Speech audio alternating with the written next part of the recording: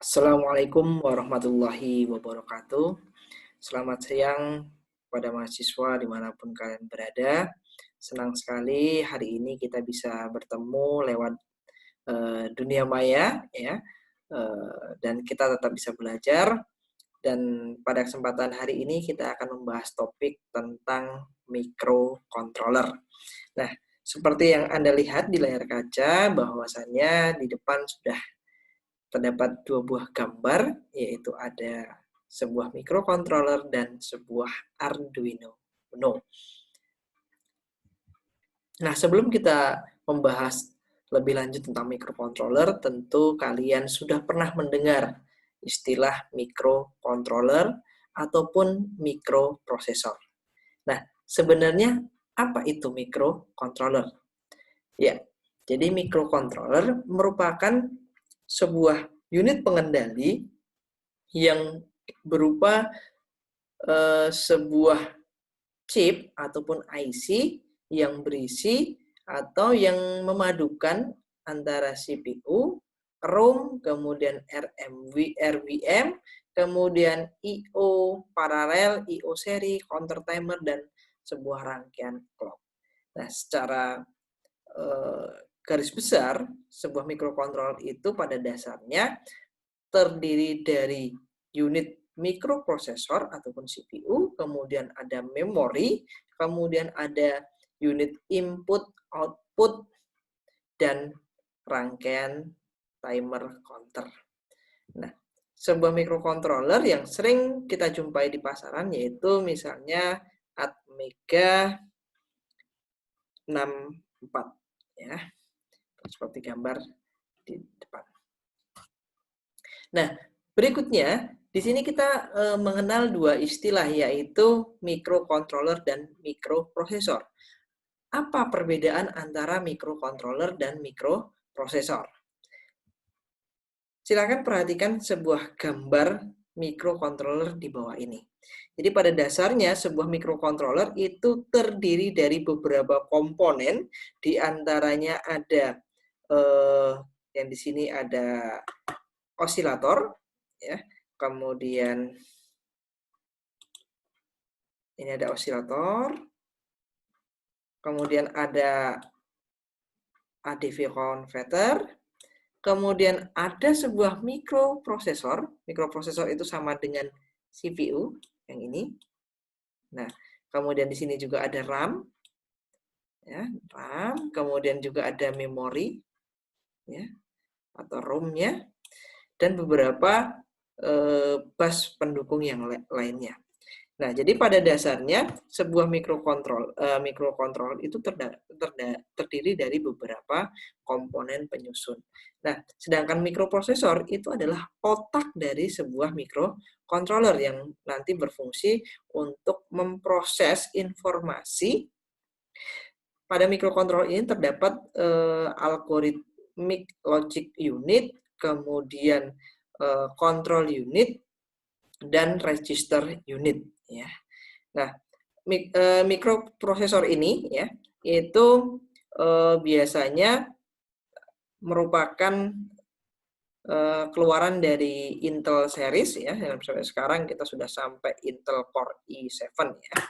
Nah, sedangkan mikrocontroller itu contohnya adalah produk dari Atmel, yaitu Atmega 16820P.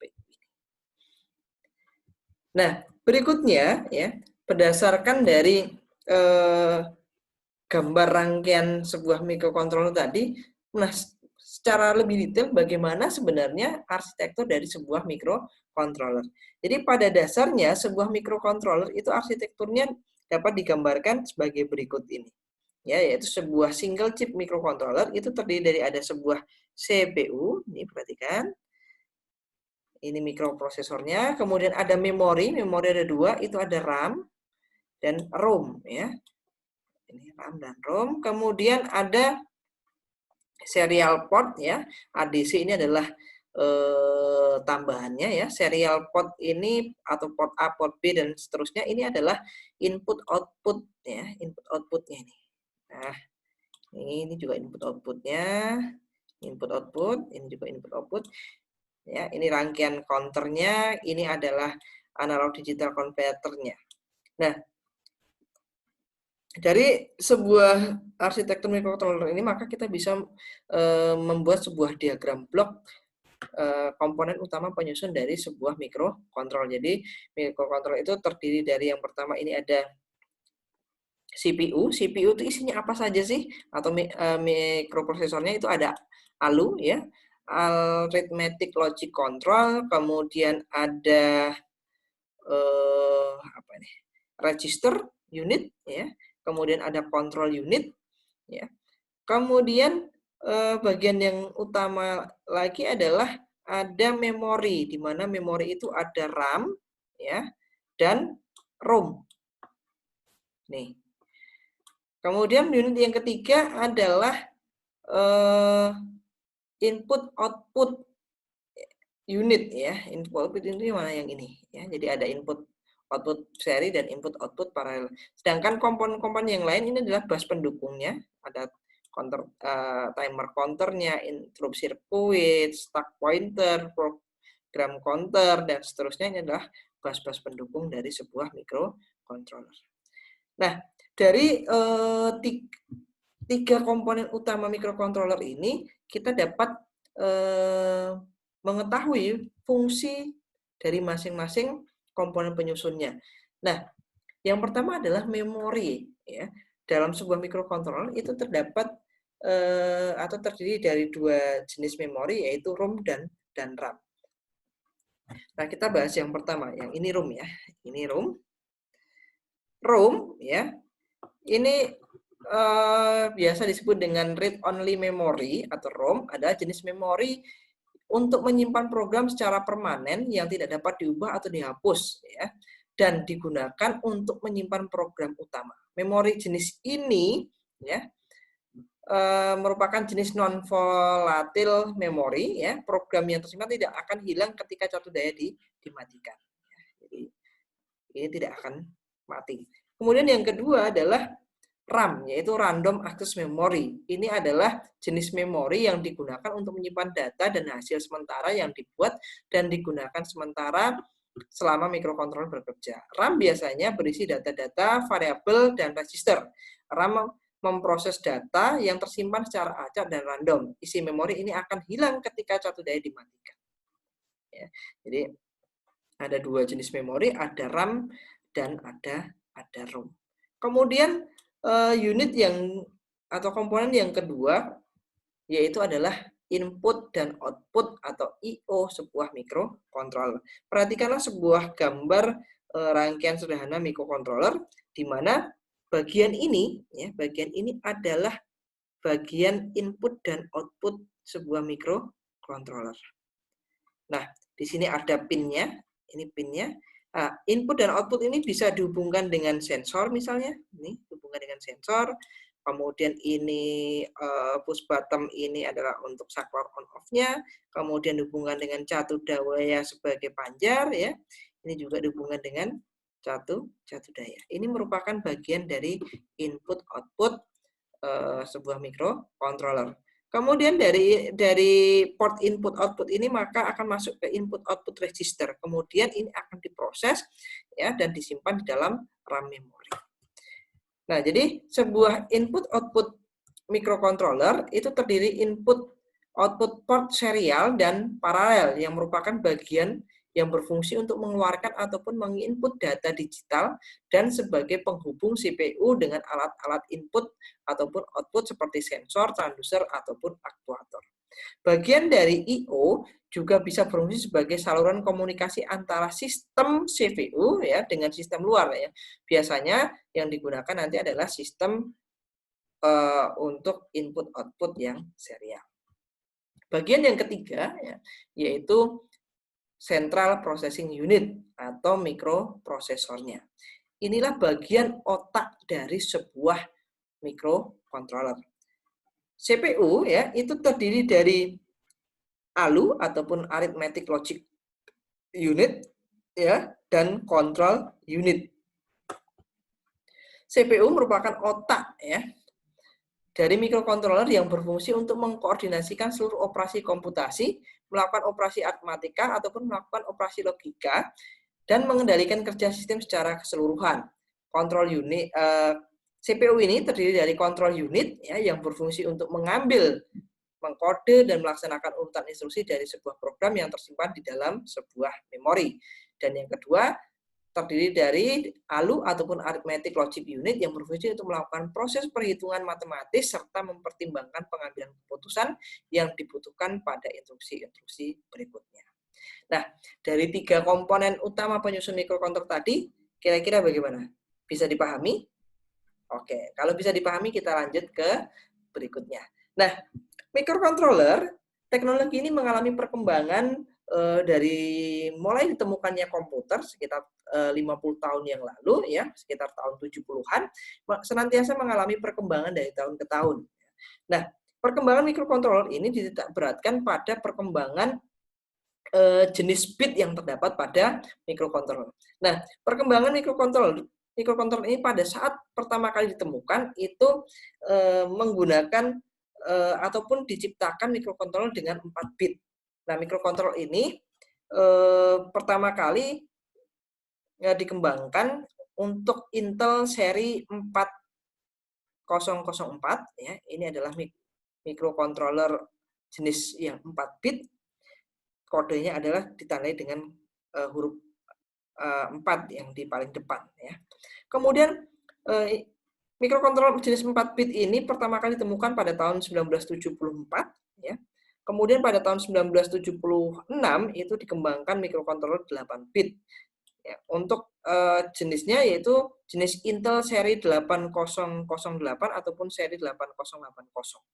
Kemudian berikutnya dikembangkan lagi di tahun 90-an itu mikrokontroler jenis 16 bit ya. Seri yang digunakan adalah seri 80268.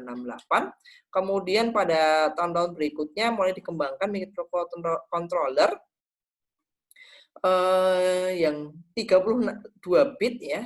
Ini termasuk Intel seri 80386 ataupun seri 80486 ya.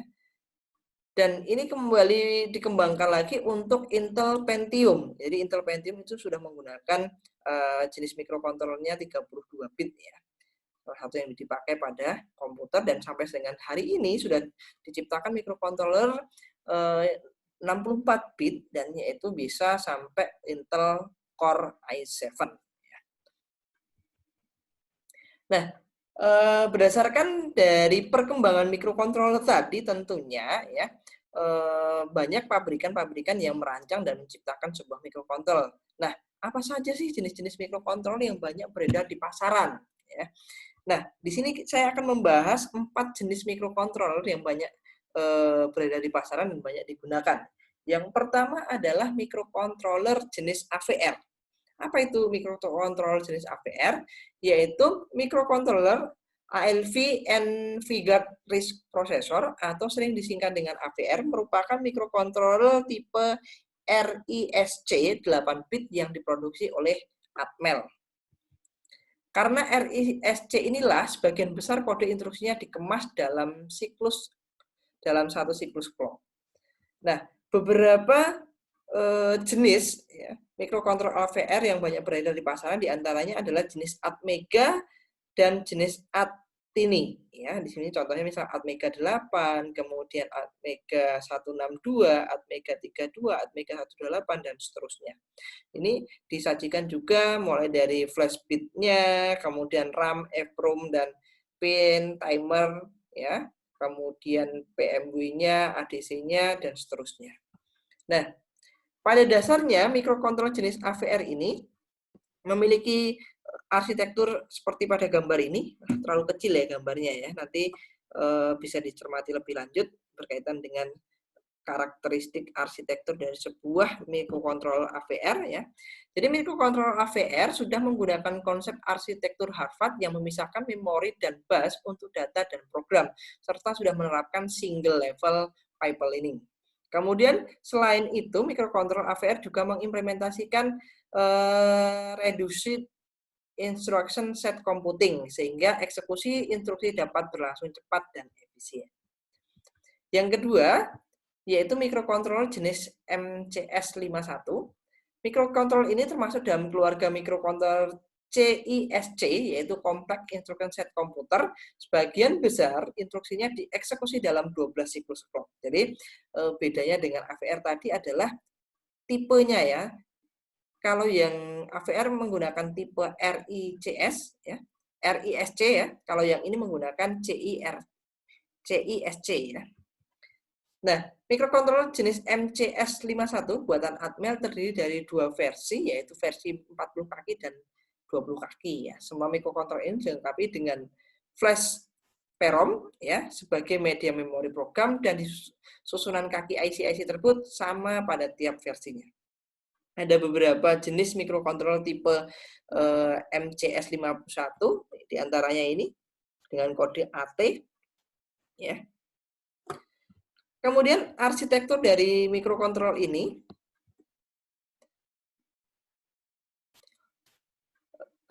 atau mikrokontroler MCS51 Atmel versi mini 20 pin dan 40 pin secara garis besar memiliki struktur dasar penyusun arsitektur mikrokontroler yang sama. Bagian-bagian tersebut secara lebih lengkap ditunjukkan pada diagram blok ini ya. Mungkin bisa dilihat ya, ini strukturnya sebenarnya mirip dengan AVR. Kemudian yang ketiga adalah mikrokontroler jenis PIC. Jadi mikrokontroler jenis PIC ini merupakan keluarga mikrokontroler tipe RISC buatan Microchip Technology. PIC pada awalnya dibuat menggunakan teknologi General Instrument 16-bit CPU. Kemudian teknologi microchip tidak menggunakan PIC sebagai akronim, melainkan nama brandnya ialah PIC Micro. Hal ini yang mendasari pemberian nama PIC, yaitu singkatan dari Peripheral Interface Controller, tetapi General Instrument mempunyai akronim PIC 1650 sebagai Programmable Intelligent Computer. Dan yang terakhir jenis mikrokontrolernya adalah jenis mikrokontroler ARM. ARM adalah prosesor dengan arsitektur set instruksi 32 bit tipe RISC yang dikembangkan oleh ARM Holding. ARM merupakan singkatan dari Advanced RISC Machine yang sebelumnya dikenal dengan kepanjangan Acordis Machine. Arsitektur ARM diimplementasikan pada Windows, Unix, kemudian dan sistem operasinya mirip Unix termasuk Apple, iOS, Android, BSD, Invero, ya, Linux. Nah, terakhir ya, dari beberapa jenis mikrokontroler tadi ya, tentu banyak yang sudah mengimplementasikan teknologi mikrokontroler dalam mengembangkan berbagai teknologi digital ya, tentunya yang berbasis artificial intelligence ataupun berbasis Internet of Things. Di antaranya adalah diimplementasikan pada kunci kombinasi digital dengan remote control inframerah, jam worker digital, tampilan LCD, alat penyiram tanaman otomatis, pemberian pakan ikan otomatis, deteksi kebakaran, pendeteksi kebocoran gas, sistem keamanan mobil, pintu air otomatis, pengendali lampu rumah maksudnya, kemudian juga pada robot cerdas. Nah, harapannya ya, dengan memahami dasar mikrokontroler ini, kita juga bisa merancang sebuah alat ya yang berbasis mikrokontroler yang nantinya kita akan banyak membicarakan mikrokontroler yang sudah terintegrasi pada sebuah alat pada Arduino. Nah, demikian penjelasan saya berkaitan dengan mikrokontroler. Jika ada pertanyaan, silahkan nanti kita diskusikan di sesi tanya jawab ya. Untuk materi ini saya cukupkan sampai di sini. Sampai ketemu di pertemuan berikutnya. Saya akhiri. Wassalamualaikum warahmatullahi wabarakatuh.